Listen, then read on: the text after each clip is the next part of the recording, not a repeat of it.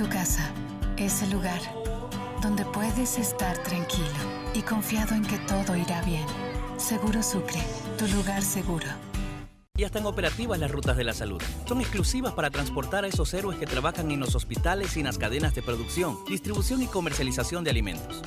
En las rutas de la salud debes usar mascarilla por la seguridad de todos. Los agentes están pilas y te pueden bajar si no las estás usando. Descarga las rutas de la salud en nuestras redes sociales. Y por sobre todo, Guayaco, sé un héroe y quédate en casa. ATM, en coordinación con la Alcaldía.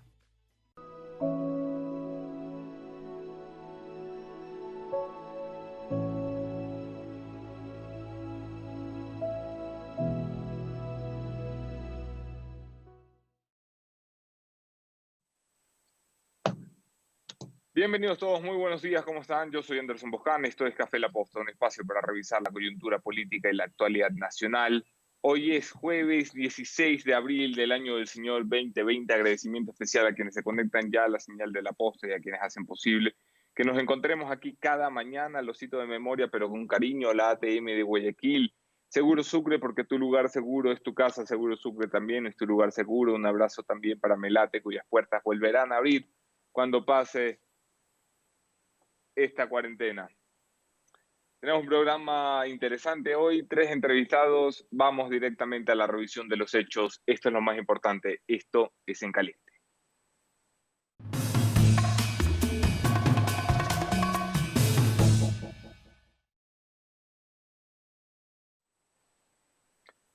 En Caliente, algunas cosas, comenzando por el principio. El presidente de la República ha dado ayer una cadena nacional, básicamente para decir que sí manda. El presidente ha utilizado 6 o 7 minutos en televisión nacional para recordar que es él quien toma las decisiones, que pese a sus limitaciones de movilidad, a su condición de tercera edad, ya que los médicos le han dicho que si llegara a pillar el COVID-19 no, difícilmente lo superaría. El presidente asegura estar al pendiente de todas las decisiones que se toman en la esfera nacional y tener reuniones por videoconferencia con sus ministros y vicepresidente desde las 4 de la mañana antes de que salgan al territorio. Esto como respuesta a las críticas que muchos habíamos hecho sobre la falta de liderazgo del presidente en una crisis y en esta coyuntura. Atado a esto, aunque por cuerda separada en la Asamblea Nacional, por primera vez en 3 años, la muerte cruzada se veía como un escenario. Muchas bancadas están conversando sobre la posibilidad de instalar mecanismos catastróficos para el Ecuador, como la muerte cruzada, que involucran disolver el Congreso Nacional o la Asamblea Nacional y solicitar la renuncia del presidente o terminar el mandato presidencial para que en 90 días haya elecciones. Esto por primera vez se discute en la bancada de la Revolución Ciudadana, en bancadas independientes, en bancadas de oposición. Incluso hay asambleístas del oficialismo que lo tienen como escenario. ¿Significa que está decidido? No, de ninguna manera. Yo creo que los asambleístas están comprendiendo la catástrofe que causarían con una decisión como esta, pero por primera vez es un escenario que se discute a puertas abiertas, fuera de grabadora, eso sí. Programa intenso el día de hoy. Me acompañan para hablar de este y otros temas, como las leyes que están por llegar desde Carondelet, del presidente de la Asamblea, César Litardo. Luego estará con nosotros el médico investigador Esteban Ortiz para hablar del aplanamiento o no de la curva de contagios en el Ecuador. Y finalmente, el alcalde de la ciudad capital, Jorge Yunda, revisamos la cuarentena, hasta cuándo puede dudar de las medidas que toma el municipio de Quito. Quédense ustedes a la entrevista.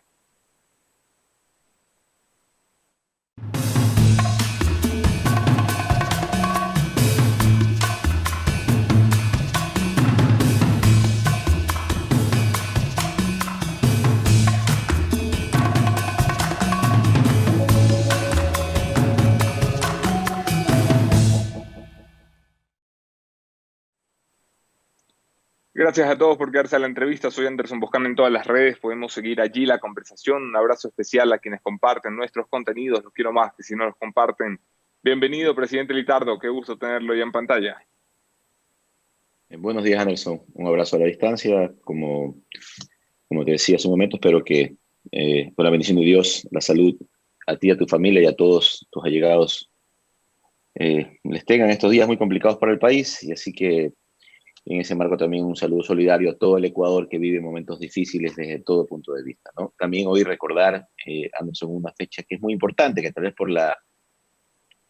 no sé si importante, pero sí relevante, pero por la coyuntura actual, por la situación que vivimos, tal vez no se ha hecho mucho eco. Hoy cumplimos 4 Claro que sí. años de ese lamentable suceso que pasó en esa fecha con el terremoto que afectó a Manabí y Esmeraldas. También una solidaridad para nuestros hermanos de estas provincias, quienes se vieron afectados, y que debería servir ese como un ejemplo de unidad solidaria, más que todo lo que demostró el país en ese momento, la solidaridad interna, también para Seguro que hoy sí. coger Hace fuerzas y 4 años salir de este también tema. pensamos que el dolor de la muerte, que el dolor de perderlo todo y que la incapacidad de unidad de nuestra clase política nos hundirían. Al final la clase política pudo unirse, los ciudadanos hicieron un esfuerzo inconmensurable y nos volvimos a levantar. César, comienzo por un tuit que has puesto esta mañana. A la emergencia sanitaria y económica no se puede sumar una crisis política, aseguras. Esto, sin decirlo, me imagino que es una referencia a la información de la muerte cruzada que está pululando por los pasillos de la Asamblea, y es una postura clara de que no estás en favor de una vía catastrófica como esa. ¿Me equivoco? Sería imposible. Tú también creo que lo mencionabas al inicio de tu introducción, y también si hacemos una encuesta generalizada, nadie en el país estaría a favor de abonar a la crisis sanitaria, a la crisis económica que vive el país, ahora también una crisis política. Me parece que en esa línea tenemos todos que rechazar cualquier opción de esta, más allá de que esto ya en los últimos días, Anderson, hemos visto como hay muchas opiniones sobre ciertos temas, pero que en la práctica son más complejos. Y la dificultad, y analizándolo fríamente, lo que implicaría en cualquier circunstancia, entre comillas, yo sé que esto no va a pasar, de que tome una decisión el Ejecutivo o la Asamblea, tanto como establece la Constitución. En 7 días hay que llamar a elecciones, hay que ir a votar en 45 días para gobernar lo que falta de este periodo. Eso costaría más de 120 millones de dólares al país, sería una locura. ¿Cómo tú podrías implementar un sistema de votación si no se puede asistir en este momento, y no se podrá asistir tal vez en los próximos meses de manera regular a lugares con mucha gente? Así que me parece que ni siquiera hay que abonar ni increpar más a ese sentido. Creo que la discusión está en este momento fundamentalmente en salvar vidas y reactivar la economía del país. Pero solamente para que esto no quede en el aire, ¿nos puedes confirmar que hay conversaciones de ese tipo en algunas bancadas y en algunos asambleístas? No he conversado personalmente yo sobre ese tema con algunos, he escuchado algunos comentarios como el que tú me mencionabas, pero finalmente, al final, la conclusión que yo te podría decir en la gran mayoría de los asambleístas, es que esta no es una opción viable en este momento, y que lo importante es enfocarse en esos 2 ejes que yo te he mencionado: salvar vidas y reactivar la economía del país. Pasemos entonces a lo importante y a lo urgente. El ministro Richard Martínez, que compartió ayer en la Asamblea, anunció que llegarían 2 proyectos de ley económica urgente a la Asamblea Nacional. ¿Tienen ya detalles de qué es lo que va a llegar a sus manos? ¿Ha habido algún tipo de socialización con ustedes de qué es lo que se está trabajando desde Carondelet? Bueno, básicamente lo que hemos escuchado por los diferentes medios de comunicación. Yo he podido conversar con el ministro de Finanzas en varias ocasiones, también con el señor presidente un poco, y la línea que entiendo en la cual llegará este proyecto de ley, que de hecho son 2, también lo explicaba el ministro ayer, en épocas de estado de excepción puede el Ejecutivo enviar 2 económicas urgentes. Una va a ser un poco el recopilamiento de las observaciones que se hicieron la vez pasada sobre el Código de Finanzas Públicas, que ya es un tema que está bastante procesado, y creo que no va a haber mayor inconveniente en procesarlo en la Asamblea. Y el otro sería ya el proyecto de ley económica urgente anunciado, que básicamente tiene estas 2 aristas: una arista de recaudar recursos a través de algunas contribuciones voluntarias, tanto de funcionarios públicos y privados como de empresas, y la otra, un grupo de incentivos que solventen las diferentes acciones difíciles que vive el país en este momento. Es un poco lo que yo podría entender que podría contener este documento, y que esperamos que hasta hoy mientras no llegue, no podemos discutirlo. Mientras no llegue, no tenemos una certeza del texto que va a llegar, y realmente ahí es cuando podríamos hacer una real evaluación y iniciar un debate profundo acerca de esta situación. Sí, vamos, y es una barbaridad que no haya llegado. El anuncio presidencial se hizo el viernes, hemos perdido una semana entre el anuncio y el camino de Carondelet a la Asamblea no es tan largo como para que se demore en llegar el proyecto. César, te pregunto por tu punto de vista y si es posible el de la bancada a la que te perteneces, que es la bancada oficialista, con relación a un incremento de impuestos que tenga a los ciudadanos como aportantes para salir de esta crisis. Normalmente en una emergencia, en el histórico ecuatoriano, cuando se necesita recaudar por emergencia fondos fiscales, se va a los ciudadanos o se va a las empresas. En esta ocasión nos han prometido que irán a por los ciudadanos y a por las empresas. ¿Cuál es tu punto de vista? Es muy complejo, es una situación bastante difícil la que vive el país, porque esta es una crisis diferente. De hecho, debe ser la crisis económica y sanitaria más grave en la historia del país y tal vez de la humanidad en los últimos tiempos, así que no es tan sencillo. Disculpa que un poco use tal vez el ejemplo del terremoto. Cuando pasó esto, eran 2 provincias afectadas y tenías a todo el país de alguna manera produciendo y siendo solidaria con las provincias afectadas. Pero acá tenemos al país y casi a todo el mundo paralizado, así que es muy complejo. Pero por eso creo que hay que analizarlo con mucho tino. Sí debe haber algún sentido de progresividad, es decir, también de alguna manera quienes más tienen deben aportar de mayor manera. Creo que deberíamos evitar tocar a la clase media, a la clase baja también es importante. Pero también hay esa sensación que hay que sacarla un poco del ambiente, ¿no? Yo lo que siento en el ambiente es un entendimiento generalizado. Todo el mundo entiende y dice, y bueno, por el programa en el que nos encontramos, voy a decir, todo el mundo entiende y dice, estamos jodidos, estamos complicados.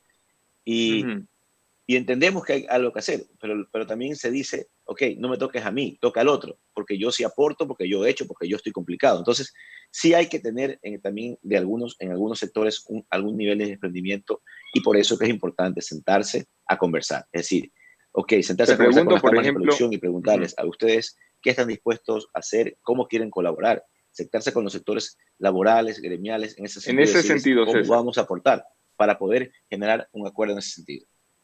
Justo sobre lo que acabas de decir, la alcaldesa de Guayaquil, Cintia Viteri, en este programa, días atrás, proponía y luego lo replicó en otros medios de comunicación, que así como cuando el terremoto se pasó una ley solidaria para que todos contribuyéramos, se dejó por fuera de esa contribución a quienes vivían en Manabí y Esmeraldas por ser el epicentro de la afectación del terremoto. Cintia Viteri propone que se deje por fuera de una recaudación tributaria a Guayaquil por ser el epicentro de la afectación sanitaria. ¿Te parece una postura coherente? En este momento la afectación es de todo el país. Si bien es cierto, lamentablemente Guayaquil ha sido quien ha recibido de manera más agresiva el embate. Esto no significa que esto no pueda multiplicarse en otras provincias del país. No es una situación que ya ha pasado, una situación que todavía, si no actuamos con la coherencia que hay que hacer y la responsabilidad a todo nivel, desde el ciudadano hasta el empresario y político, se puede extender. Así que me parece que en este momento no hay un solo lugar en el territorio ecuatoriano que no deba estar exento o deba también ser solidario con lo que pasa. Eso me parece que es muy importante, porque finalmente también a todo nivel hay una incidencia y una afectación. Ok, aún no llega la ley, César, pero tú sabes que conozco bien a la Asamblea Nacional, y aunque no llega la ley, hay muchos que ya la ven o la dan por muerta. ¿Cómo vas a hacer para conseguir los votos necesarios? Hay que buscar los consensos. Realmente ya lo hemos hecho antes. Ha habido varias acciones legales que han llegado a la Asamblea que se veían utópicas desde la idea de poderlas aprobar, y hemos hecho los esfuerzos necesarios para poder generar estos acuerdos. Creo que sí, hay dificultades y hay un poco algunos criterios que se han vertido en torno a no generar más afectación a la ciudadanía, no generar tampoco más afectación directa o indirectamente a las empresas, pero en ese marco también hay algunas propuestas, así que hay que analizarlas todas son válidas. Lo primero que haré cuando llegue el documento oficial de la ley, más allá de que se conocen algunos pormenores, es remitírselo oficialmente también a las diferentes fuerzas políticas, a los líderes políticos, para obtener sus criterios de manera directa también en torno a esto.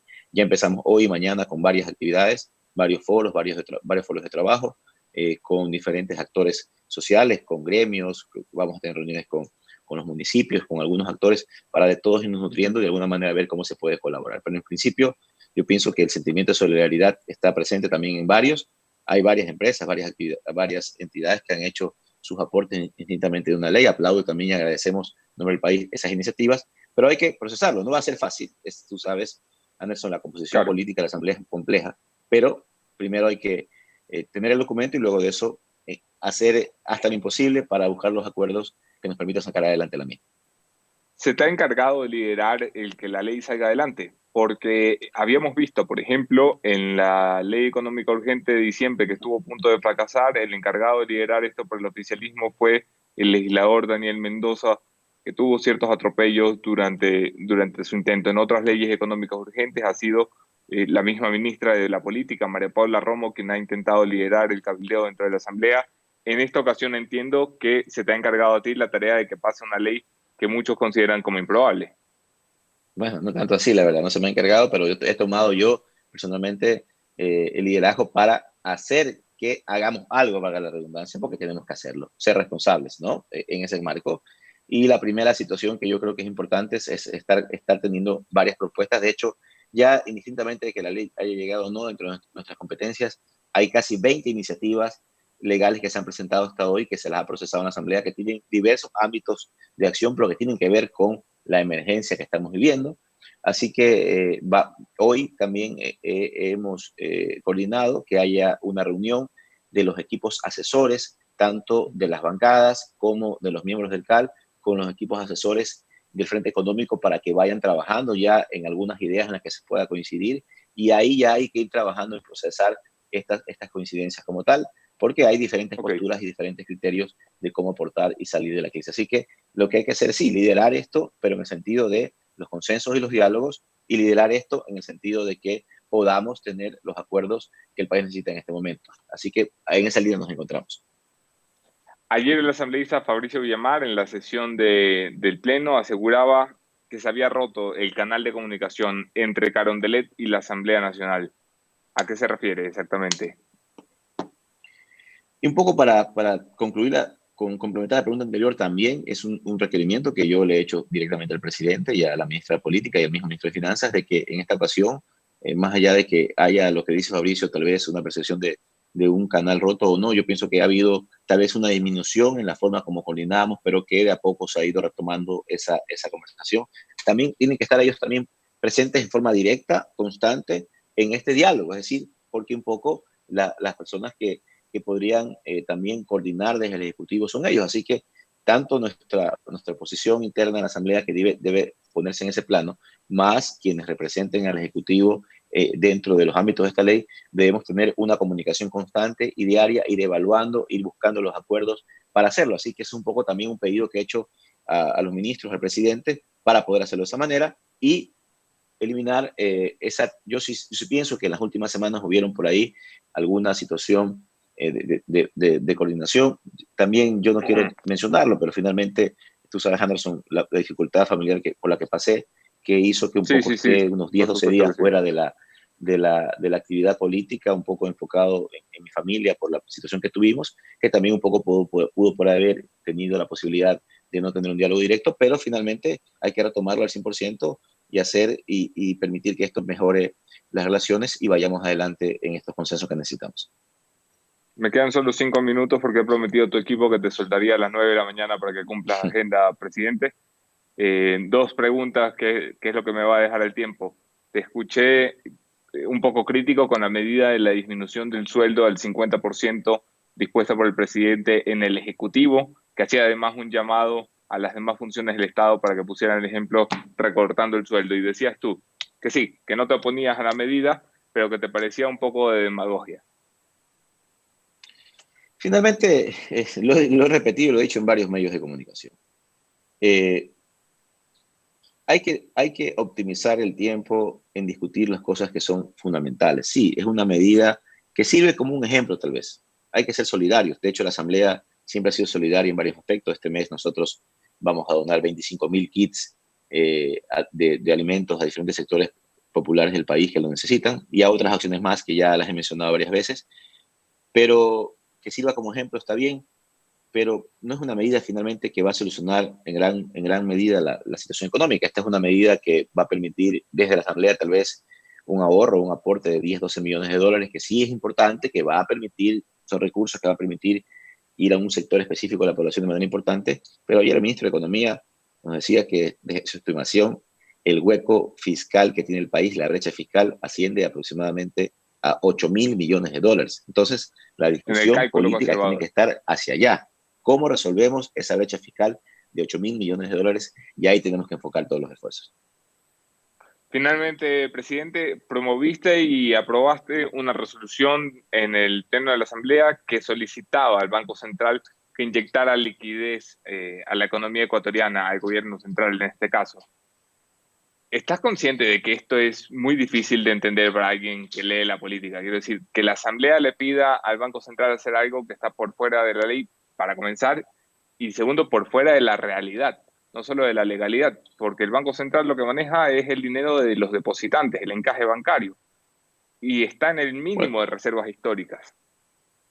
Bueno, esto fue una iniciativa del asambleísta Carlos Berman, que tuvo algún tipo de discusión interna, y de hecho, una de las sugerencias que yo personalmente le hice fue que en el texto conste dos líneas que son importantes. En el marco que la Constitución y la ley lo permitan. Lo que yo pienso es que, si bien es cierto, hay una reserva en el Banco Central, que es reserva de los depositantes, debe haber tal vez algún mecanismo que permita que esa reserva, no en su totalidad, porque también hay que ser muy conscientes de que no podemos ser un poco responsables, pero si es que hay los caminos constitucionales legales, se podría asumir alguna parte de esa reserva para que los mismos bancos y el mismo sistema financiero pueda entregar créditos a tasas extremadamente preferenciales. De hecho, yo propondría de que sean incluso al mismo costo financiero, es decir, una tasa muy baja, con periodos de gracia importante que puedan ayudar a activar la economía. Pero, insisto, por eso hay una frase que está escrita y que yo fui personalmente quien la pidió: en la medida que la Constitución y la ley lo permitan. No podemos violar la ley tampoco, no podemos tener ningún tipo de acceso hacia eso, hay que dejarlo claro. Algunos amigos me han llamado por eso, y quiero que quede muy claro en ese sentido, que eso es lo que un poco hemos previsto, pero hay que discutir todas las alternativas, y esta podría ser una que permitiría apoyar a solventar la crisis post-cuarentena para poder también reactivar la economía como tal. Estaremos conversando, presidente, se nos ha agotado el tiempo, te libero como palabra de caballero antes de las 9 de la mañana y te extiendo la invitación para otra oportunidad, porque cuando llegue el proyecto habrá mucho que conversar más adelante. Un fuerte abrazo. Gracias, Anderson, un abrazo a ti, bendiciones a ti, a toda tu familia y a todo el país. Un abrazo a la distancia. Gracias. Escuchamos ustedes al presidente de la Asamblea Nacional, César Litardo, en relación a los pedidos de muerte cruzada que ha dicho, para que quede claro, existen en la Asamblea, pero resultan improbables a su juicio, porque la gran mayoría de asambleístas con los que ha conversado asegura están a por la estabilidad del país, a por la estabilidad política de este país, a por no sumarle a la crisis económica y a la crisis sanitaria una crisis financiera. ¿Cómo avanza la curva? ¿Cómo avanzan las medidas tomadas por el COE Nacional en relación a lograr el objetivo nacional número 1, que es controlar la emergencia sanitaria? Para esto hay que hablar con una persona que de esto sabe. Tenemos la fortuna de contar esta mañana como invitado con el doctor Esteban Ortiz, el médico investigador. No sé si lo tenemos ya en pantalla. Esteban, ahí te veo. ¿Cómo estás? Bien, ¿cómo te va, mi querido Anderson? ¿Qué tal? Sabes que hoy he decidido ponerme mi boina, pues por ahí dicen que tú y yo tenemos algún parecido, entonces he dicho, pues ahora nos alineamos en esto. Sí, que todos con boina. Nos van a decir gemelos perdidos, hermano. Claro, sí, gemelos, el uno bueno, el otro malo, pero por ahí veremos quién es quién. Bienvenido, doctor, qué gusto que nos acompañes. Empecemos directamente, porque el tiempo es corto y valioso. ¿Crees que está pasando algo con la curva? ¿Crees que estamos llegando a ver un aplanamiento de la curva? ¿Crees que es un error hablar de esto a nivel nacional y hay que mirarlo a nivel seccional por ciudad? Bueno, a ver, ha habido muchísima discusión alrededor de esto en el país, especialmente en redes sociales. Muchos investigadores han plasmado sus modelos y los modelos no mienten. Los datos que son públicos demuestran que existe un relantecimiento de la curva, existe una especie de enlentecimiento de esta y obviamente pasamos lo peor en Guayaquil hace una semana y un poco más. Sin embargo, hay que entender que esta curva aplica a nivel nacional. Básicamente digiere a las otras provincias que por ahí tienen un repunte más alto y obviamente los promedios pues afectan a los extremos. Creo yo que básicamente los datos oficiales, a sabiendas de que hay muchos datos que todavía no se conocen, pues para mí son alentadores. Creo que sí se ha logrado disminuir en algo la velocidad de crecimiento y yo lo veo con ojos positivos, ¿no? También hay mucha discusión, sobre todo entre quienes somos ignorantes en la materia. Y vemos que hay días en los que la curva tiene un repunte bárbaro, como hace 5 días, que pasamos de 5.000 a 7.000 casos. Y claro, lo difícil para nosotros es entender, ¿se trata de esto de una velocidad de contagio que se está plasmando en la curva o se trata de esto de que estamos mirando la capacidad aumentada del gobierno para hacer pruebas y testeos? Bueno, aquí obviamente hay que entender que los datos que se publican a través del COE son datos reales, sin embargo, son datos que epidemiológicamente no se los debe usar como se los ha estado usando. Hay colegas que utilizan la fecha de publicación del resultado como la fecha de realización. Y lo que nosotros hemos hecho es básicamente utilizar los datos de cuándo se tomó el examen, porque sí, entendemos que las capacidades instaladas no nos dan para hacer tantos test, entonces yo recolecto, por ejemplo, 1.000 test al día, pero solo proceso 500. Pero ese test que yo lo recolecté hace 3 días, debería ser tomado en cuenta el día que se le recolectó, no el que se lo publicó. Entiendo. ¿Qué está pasando en Guayaquil? ¿Qué te dicen los datos de Guayaquil, Esteban? Bueno, los datos de Guayaquil obviamente nos dicen o nos dijeron que existió definitivamente una crisis sanitaria y yo, de lo que me acuerdo, nunca antes vista en un periodo de tiempo tan corto como el que lo vimos.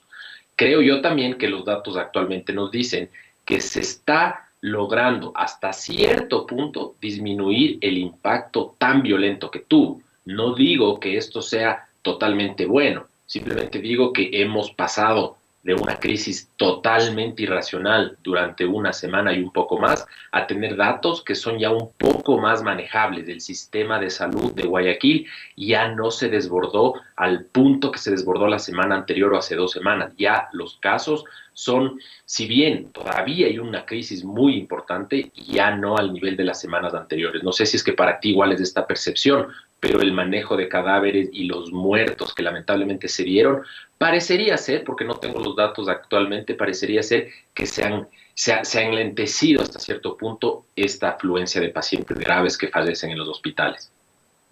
Sí, yo creo que la crisis funeraria, al menos de los que uno recoge de la realidad cercana, de los que tenemos raíz en Guayaquil, se ha solventado, que era una crisis muy dolorosa porque se sumaba a la crisis sanitaria que ya era lo suficientemente fuerte. Pero todavía Guayaquil vive realidades de pacientes que van a hospitales y no encuentran camas, de pacientes que van a clínicas y no encuentran camas, de pacientes que van a la red del Seguro Social y no encuentran camas. O sea, la situación se ha normalizado en cuanto a lo funerario, pero lo sanitario sigue caliente, caliente, rojo, rojito. Totalmente de acuerdo contigo, y tenemos que entender que un sistema sanitario público, universal y que permite el acceso a toda la población, pues necesita ser la primera línea de batalla. Hay que entender también que nosotros, a raíz de esta crisis, desnudamos hasta cierto punto la debilidad que puede existir en respuestas rápidas o agudas a este tipo de crisis. Definitivamente en Guayaquil ahora sería un crimen romperse un brazo, porque te rompes un brazo, pues no encontrarías dónde te atiendan porque el sistema sanitario está totalmente saturado, ¿no? ¿Qué pasa más allá de Guayaquil, Esteban? ¿Hay alguna ciudad o provincia donde los datos te hagan sentir preocupación? La preocupación mayor que tiene que tener el gobierno ahora es que el epicentro de la pandemia se traslade. De acuerdo, totalmente. Ayer yo publiqué los datos de las curvas de cada uno de los cantones que tienen casos en el Ecuador por cada una de las provincias y me llamó la atención el crecimiento de ciertos cantones de la provincia de Manabí, obviamente en Santa Elena y en algunos cantones de El Oro y Los Ríos. Nosotros hemos tenido una suerte de discusión entre algunos colegas y me dicen que mucha gente de Guayaquil aparentemente se movilizó a estas provincias durante el inicio del brote y esta pudo haber sido uno de los factores que afecten a estos cantones más pequeños en estas provincias. Pero sí, hemos visto cantones en Manabí y ciudades pequeñas, Puerto López, Jaramijó y algunas partes del Ecuador, que la curva podría tener una velocidad de crecimiento alarmante y preocupante. Y es hoy cuando el gobierno tiene que meterle todo el acelerador para impedir que estos pequeños cantones pues progresen a lo que fue lamentablemente nuestra querida ciudad de Guayaquil hace unas semanas, ¿no?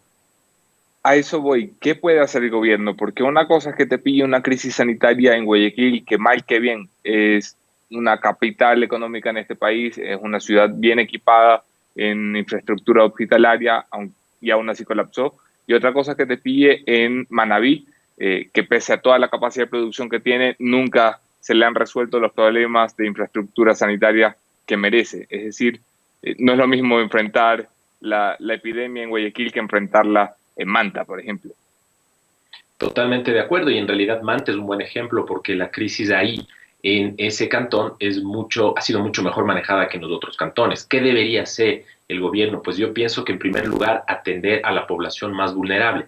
Entendamos que la gente no sale a molestar, sale a trabajar y sale a buscar el pan de cada día. Entonces debería haber un plan rápido de tratar de visualizar dónde están esos grupos los más vulnerables, apoyarles con canastas de alimento, apoyarles con los militares, que los militares vayan a hacer campañas de higiene, campañas de control de aglomeraciones y obviamente campañas de apoyo social. Estas personas ahora más que nunca necesitan esto y desde el punto de vista sanitario, pues ya tomar las medidas de prevención. Si es que hay que movilizar respiradores o si es que hay que movilizar gente, pues hay que hacerlo y hay que hacerlo rápido para eventualmente contener este tipo de casos, ¿no? ¿Qué pasa con la capital de la República, con Quito?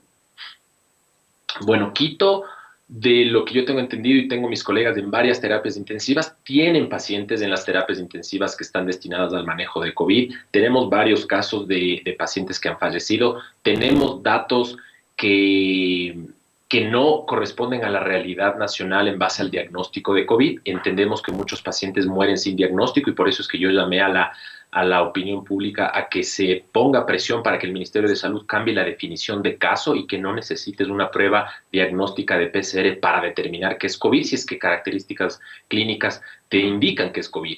En Quito, hasta donde tengo entendido y hasta donde hemos visto, pues la situación está bajo control porque los hospitales no están saturados todavía a pesar de que están llenos. ¿A qué me refiero con esto? Los hospitales van a estar llenos y van a funcionar como han funcionado siempre. Si es que ya tenemos una saturación y ya no podemos recibir pacientes, pues ahí entramos en una crisis sanitaria. Creería yo que hasta el momento los hospitales están funcionando a su máxima capacidad, pero están funcionando con sus capacidades completas. Ahora, Esteban, a mí me preocupa, por ejemplo, que en Quito, donde la situación parece más o menos controlada, no quiere decir que está inmune y que no ha pasado nada, sino que está todavía dentro de lo que se puede controlar. Me preocupa el regreso es decir, cuando la gente vuelva a la calle, cuando la gente empiece a salir a trabajar, cuando ya no se pueda mantener a esta ciudad en cuarentena como a cualquier otra ciudad del Ecuador, ¿qué probabilidades existen allí de un repunte violento, virulento? Bueno, aquí no me preocupa tanto Quito, me preocupa en realidad el Ecuador en general, porque el regreso a liberar las medidas de aislamiento, pues obviamente es un riesgo que lo corremos todo el planeta. Es interesante justamente, yo tengo una charla en estos días para hablar sobre las diferencias entre la costa y la sierra, pero no en el término del regionalismo, sino en el término ambiental y cultural sobre la movilidad y sobre el efecto que tiene sobre las personas. Pero volviendo a la pregunta, yo creo que el ecuatoriano que va a salir a las calles de aquí en 2 o 3 semanas o cuando sea, será otro ecuatoriano. Fuera el colmo que no hayamos aprendido y que yo mañana salga a la calle a hacer fila en un supermercado sin mascarilla y básicamente respirando al de adelante. Sí, es verdad que vamos a tener la COVID durante meses y seguramente años, pero yo creería que el repunte de infecciones no va a ser agudo como lo hemos visto en estas semanas pasadas. Yo creería que lo ideal de esta crisis es que hayamos aprendido a lavarnos las manos, hayamos aprendido a usar mascarilla y obviamente que en las aglomeraciones, cuando uno está enfermo, tiene que quedarse en la casa y que cuando uno está en potencial riesgo de ser enfermado o enfermar, uno debería usar mascarilla y todas las medidas de prevención. Entonces yo soy optimista a que el ecuatoriano cuando regrese a sus actividades deberemos como comunidad pues ayudarnos entre todos, educarnos entre todos, pues y básicamente tratar de prevenir los nuevos brotes que se podrían dar si es que se liberan las medidas de forma violenta, cosa que no se recomienda, ¿no? Hay que liberarlas paulatinamente y con criterios técnicos de respaldo. ¿Cómo calificas la gestión del COE nacional? Entiendo que se han dejado, y esto es lo que me parece más importante, se han dejado asesorar por expertos, entre esos tú y otros colegas respetados en este país, pero ¿crees que es un gobierno que aprendió a tiempo que tenía que escuchar la opinión técnica más que la opinión política? Sí, a ver, aquí hago declaro mi conflicto de interés. Como tú lo bien has dicho, yo he sido sumamente crítico a la gestión de este gobierno y especialmente al inicio de la crisis fui muy crítico con la anterior ministra y debido a eso, pues algunos colegas nos invitaron al COE de manera voluntaria, no recibimos ningún sueldo y no es que somos permanentes miembros del COE, no me he reunido con el COE hace semanas, pero de vez en cuando me preguntan algo, pues y lo asesoramos. ¿Qué puedo decir yo? Definitivamente la crisis al comienzo fue pésimamente manejada, especialmente desde la comunicación y la respuesta inicial. Actualmente el COE, algo que yo aplaudo, es que está abierto al diálogo, algo que no hubiéramos visto tal vez en otros gobiernos. Sí, ha habido muchas críticas, sí hay muchos problemas y sí ha habido un enlentecimiento, ha habido básicamente una pobre gestión en ciertos aspectos, y yo creería que en la mayoría, pero puedo decir, y no sé si es que esto sirva de algo, puedo decir que se han abierto las puertas, han tomado con mucha humildad la recomendación de muchas de las personas y claro, desde aceptar la recomendación a ponerla en práctica ya es otra cosa. Yo creería que la puesta en práctica todavía necesita ser más rápida, pero al menos entenderíamos que se están asesorando por varios flancos, ¿no? Yo no soy el único, hay muchísima gente y como digo, no los he asesorado yo a menos que me lo pidan y una vez a la semana o alguna cosa así, ¿no? Esteban, has sido crítico, y ya lo mencionabas en esta conversación, con el manejo de la estadística de las muertes vinculadas al COVID. ¿Por qué es tan difícil que se tome la decisión de transparentarla? Si es que resulta evidente para todos los que tenemos una raíz en Guayaquil que se nos muere más gente de la que nos dice. A ver, aquí nuevamente voy a hacer un paréntesis y decir mi subjetividad de lo que yo he visto y de lo que he visto en las reuniones del COE, especialmente lo que le he escuchado hablar al vicepresidente. Él ha sido muy enfático con sus autoridades en obligarles a que entiendan que todo es transparente, o sea, todo tiene que transparentar y todos los datos son disponibles. ¿Cuál es el problema de la famosa ocultación, el ocultamiento de los datos? Yo creo que el ocultamiento de los datos es involuntario. Hay mucha gente que por el mismo sistema inoperante que hemos tenido a nivel general, pues los pacientes se mueren sin diagnóstico y si se murió sin diagnóstico el médico no le puede dar el certificado de defunción y si no le da el certificado de defunción pues no se le entierra y si no se le entierra pues el muerto se queda ahí. Entonces es un ciclo que nos afecta y que básicamente tenemos en sospecha 1000 muertos, que seguramente son 90% COVID, pero no les he diagnosticado como COVID. Entonces, yo creería que es tomar una decisión que sea, mañana voy a cambiar la definición de caso, todo paciente sospechoso que parecería que tiene COVID es COVID, vamos a tener mañana de 10 a 1000 muertos, es normal, es lo que ustedes esperarán. Si es que hay buena comunicación, pues la gente debería entender lo que se hizo y eso sería lo que se busca y mi consejo ha sido ese, ¿no? Simplemente que se cambie la definición de caso y que por último pequemos en exagerados, decir, sí, hubo 1000 muertos, no importa, se murieron, la crisis nos golpeó duro, pero ya ahorita yo sé quiénes son esos familiares y sé dónde hacer la vigilancia epidemiológica activa, ¿no? Ok. Mi doctor, terminamos con esto. ¿Qué es lo urgente en este momento? Porque durante el inicio de la crisis había mucha presión por parte de expertos como tú para que el gobierno adquiriera la cantidad necesaria de pruebas para identificar el COVID y saber la magnitud de la crisis. No sé si todavía esto es lo urgente. Luego hubo presión para tener los tratamientos experimentales que se están aplicando sobre todo en la ciudad de Guayaquil. Luego hubo presión para acondicionar las UCI. ¿Qué es lo que en este momento deberíamos estar haciendo y no estamos haciendo? Yo creo que actualmente lo que se tiene que hacer, y al menos desconozco si es que a ese nivel se ha hecho, es vigilar cada uno de los casos, ver dónde están, ver con quién estuvo, hacer vigilancia epidemiológica activa, contactar a líderes barriales, líderes parroquiales y que ellos sean quienes nos avisan dónde están los casos, no para estigmatizarlos, sino para apoyarlos y saber exactamente dónde está cada uno de los sospechosos. Creo que eso es lo que nos falta y creo que esa es la solución. Si no identificamos los casos en la comunidad, si no nos vamos barrio por barrio, no solos, sino con los líderes comunitarios, pues no podremos salir de esta crisis jamás. Así que yo creo que es imperativo que se refuerce esta vigilancia, este tejido epidemiológico entre la comunidad. Ya los hospitales definitivamente y tener 2.000 respiradores no nos van a prevenir que se muera. Acordémonos que 50% de pacientes que entran a un respirador se mueren. Entonces, yo necesito prevenir esas muertes. ¿Cómo lo hago? Desde la comunidad, ¿no? Y por eso es que es importantísima estas recomendaciones. Esteban Ortiz, doctor y médico investigador, te agradezco muchísimo por habernos acompañado. Ojalá tengamos otra oportunidad para seguir analizando cómo avanza la curva. Te envío un fuerte abrazo. Así será. Un abrazo, Ana. Escuchamos ustedes a Esteban Ortiz, una de las voces que ha agarrado relevancia en el transcurso de esta crisis por sus precisiones, por sus investigaciones detalladas y por sus sugerencias a las autoridades que muchas veces han sido tomadas en cuenta para mejorar la forma en la que nos enfrentamos a la tragedia. Si hay una ciudad donde las cosas se han hecho de forma distinta al resto del país, esa es la ciudad capital. Por eso hacemos ahora conexión con el alcalde Jorge Yunda, alcalde de la ciudad capital, para conocer cuáles son las medidas que están funcionando, cuáles son las medidas que se están revisando y cómo vamos a hacer para salir paulatinamente de esta en la que nos hemos metido.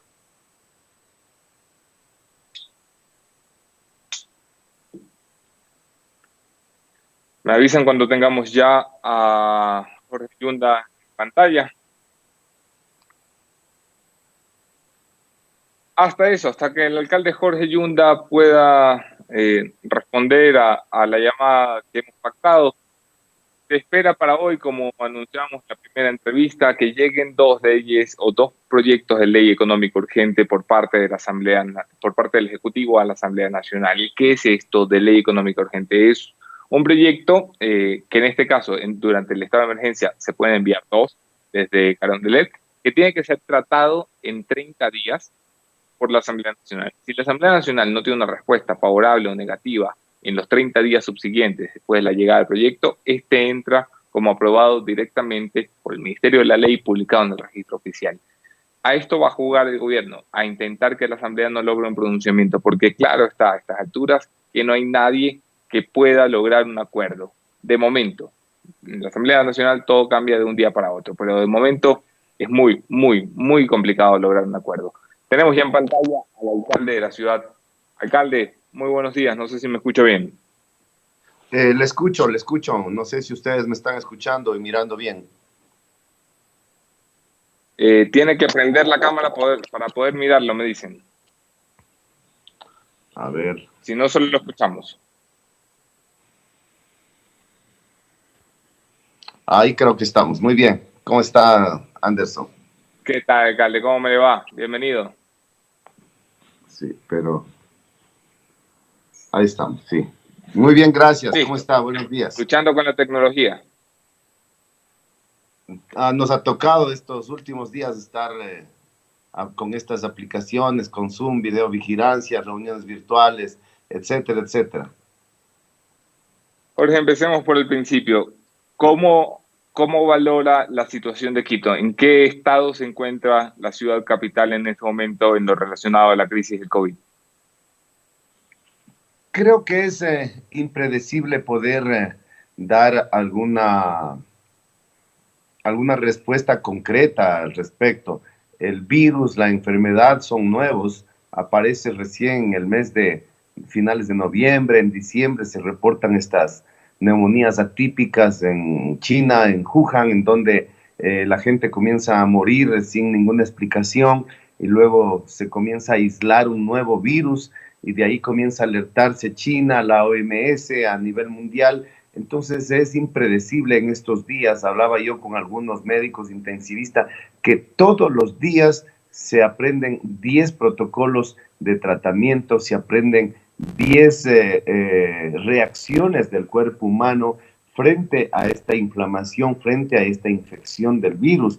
Y en nuestra ciudad es impredecible decir qué es lo que está pasando, o podríamos decir si la curva está aplanada, si está creciendo, si está disminuyendo, por una simple razón, que no tenemos la capacidad de hacer un número de pruebas de tal magnitud que podamos orientarnos en forma certera. ¿Qué se hace entonces? Si caminamos ciegos delante del enemigo, ¿cómo sabemos si lo estamos haciendo bien, si tenemos que corregir, si tenemos que tomar medidas más drásticas o empezar a liberarlo? Bueno, ciegos no estamos, ya sabemos lo que tenemos que hacer, mantener siempre la distancia social, el uso de la mascarilla, el lavarse las manos, el evitar salir de la casa y contagiarse con otra persona. Y si es que salgo, salir con todas las protecciones sanitarias de rigor, no acercarse a menos de 1 metro de otra persona. Esas cosas son muy importantes y deberíamos hacerlos todos, todos, absolutamente, porque hasta ahora no existe ni una vacuna, ni existirá en el corto plazo, ni un tratamiento 100% eficaz. En los últimos días se ha despertado un bobo debate del regionalismo que al menos los de mi generación creíamos ya enterrados, y se despertó a raíz de que se hicieran públicas imágenes de un hospital móvil que se instalaba en la parte exterior de un hospital de la ciudad de Quito. ¿Qué tienes que decir acerca de este debate del centralismo de Guayaquil versus Quito?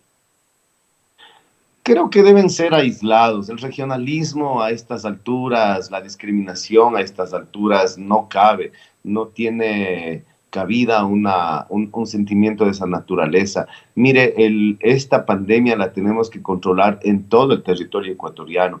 De nada servirá que una ciudad tenga menos casos, otra tenga más casos. Los 221 cantones del Ecuador están en grave peligro de no controlar esta pandemia y cualquier momento pueda dispararse en cualquier cantón del país. Inclusive los países vecinos, Colombia, Perú, esperamos que vayan controlando para en conjunto poderla superar. No sirve de nada el trabajo aislado de ninguna ciudad porque somos un todo y el virus no respeta fronteras. En ese sentido, Jorge, tú fuiste de las autoridades locales que pidió en un primer momento mayor dureza o drasticidad en las medidas. Fuiste el primero en sugerir, por ejemplo, que se tirara la pelota hasta el 17 de abril. El gobierno dijo básicamente que estabas loco, que no había por qué llegar a esa fecha. Estamos llegando ya a esa fecha. Has pedido luego que se tire la medida hasta finales de abril, que se aplace, que se terminen las clases por videoconferencia. Vamos, que te lo has tomado con mucha seriedad. A lo que voy con esto es, ¿cuándo crees que vamos a estar listos en la ciudad capital para empezar a intentar retomar la vida que teníamos?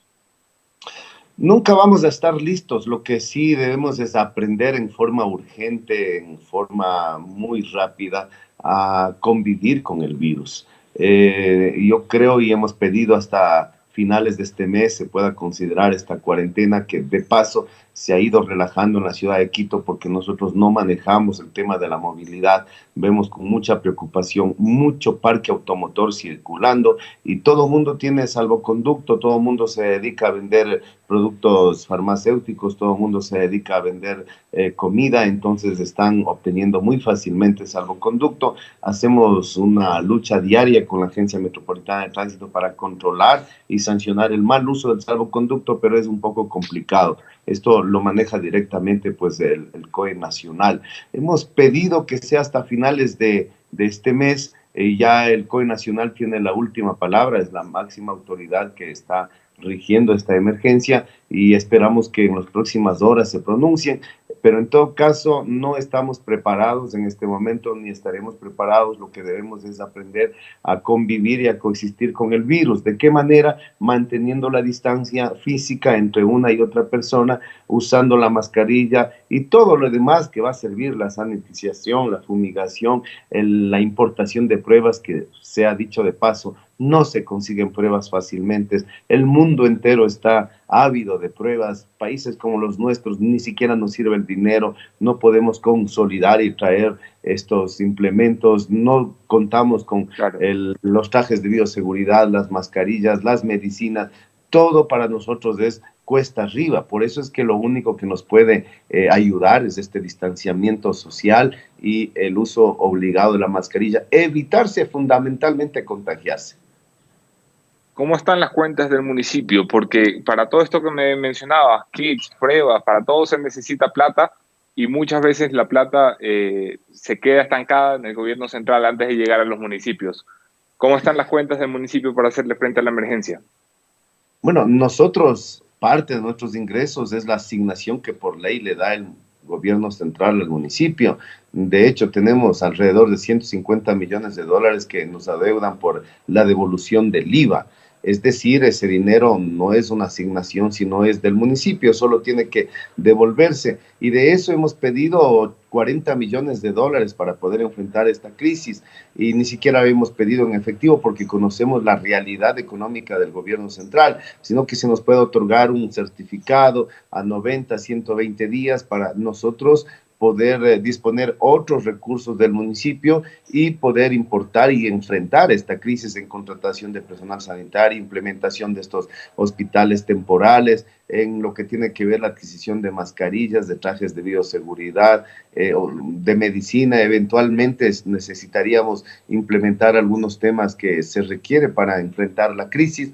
Y bueno, hemos hablado con el gobierno central, no nos han dicho que no, entendemos la situación, esperamos que alguna solución nos vaya dando, pero siempre requerimos también de ese aporte que por ley nos tiene que inyectar el gobierno central. ¿Cuál es la principal urgencia hoy en Quito? La principal urgencia ahora es poder tener la cantidad suficiente de kits alimenticios para que la gente que le hemos pedido que se quede dentro de casa pueda mantenerse disciplinadamente. Y hay ya miles de familias, nosotros hemos repartido decenas de miles de kits y seguimos todos los días con ayuda a las Fuerzas Armadas, del personal del patronato, del municipio, pero lo que hace falta es más cantidad de kits para poder aguantar lo que más se puede en esta cuarentena. Y no es que después que salgamos de la cuarentena la gente sale y recoge dólares o ahí está el empleo listo. Esto va a calar muy profundamente en una crisis post-cuarentena que tenemos que seguir enfrentándola y mitigándola de muchas maneras. Entremos a eso, Jorge, porque el gobierno ha anunciado ya 2 proyectos de ley que todavía no llegan a la Asamblea, pero que ya han sido anunciados en la Generalidad por el presidente de la República y el ministro de Finanzas, Richard Martínez. ¿Cuál es tu opinión? ¿Crees que van por el camino correcto? Es un tema muy complicado y complejo poder tener la receta económica frente a una crisis sanitaria y a una profunda crisis económica que estamos viviendo. Yo me he dedicado a trabajar día a día para poder evitar que se aumente el número de contagios. Me he dedicado con todo el aparataje municipal a evitar que haya un disparo de esta curva epidemiológica. Seguimos trabajando incansablemente y cada quien que tenga sabiduría y tenga sensatez para tomar las medidas que vayan a reactivar la pequeña y mediana economía. El golpe va a ser tremendamente duro, nunca antes enfrentado en la historia, al menos de que yo tengo uso de razón, ni en la crisis del 2000, ni en las guerras que teníamos con países vecinos.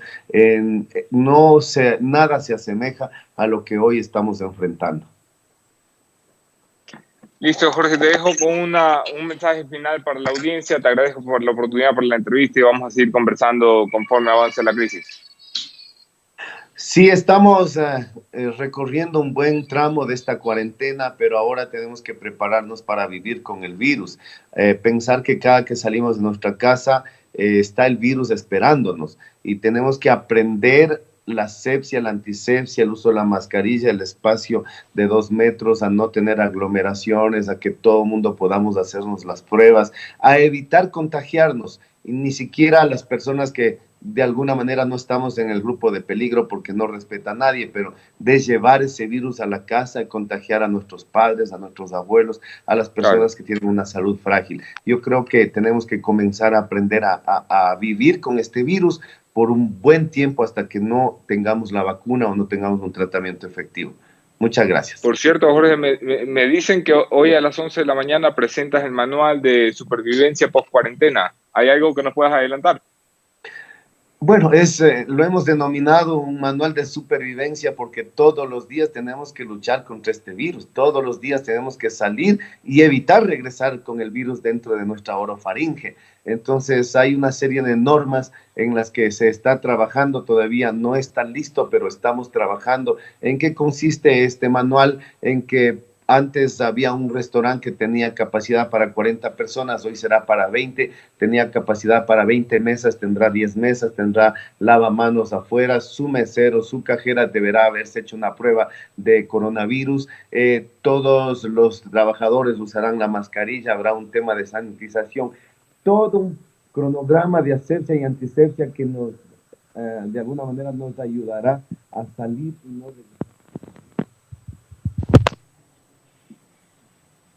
Listo.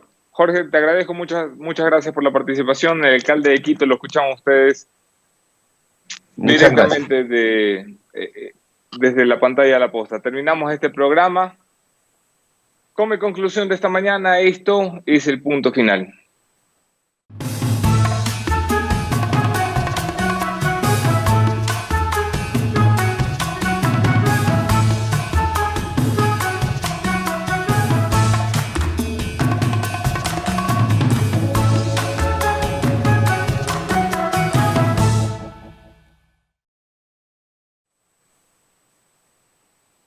El juicio de la historia será implacable con aquellos políticos que decidan, en momentos donde el luto nacional está presente, jugar a la política. Me refiero, por supuesto, a lo que está pasando en la Asamblea Nacional con voces que todavía no se atreven a salir delante de cámara y en grabadora, pero que en los pasillos gritan a viva voz que a lo mejor y es momento para sumarle a la crisis sanitaria y a la crisis económica una crisis política. Esto en referencia a la muerte cruzada, que algunos asambleístas creen como una alternativa viable. La muerte cruzada que nos llevaría a descabezar el gobierno nacional, que funcione mucho, funcione poco, sigue siendo el gobierno que tenemos y sigue siendo el gobierno que está encargado de resolver las cosas.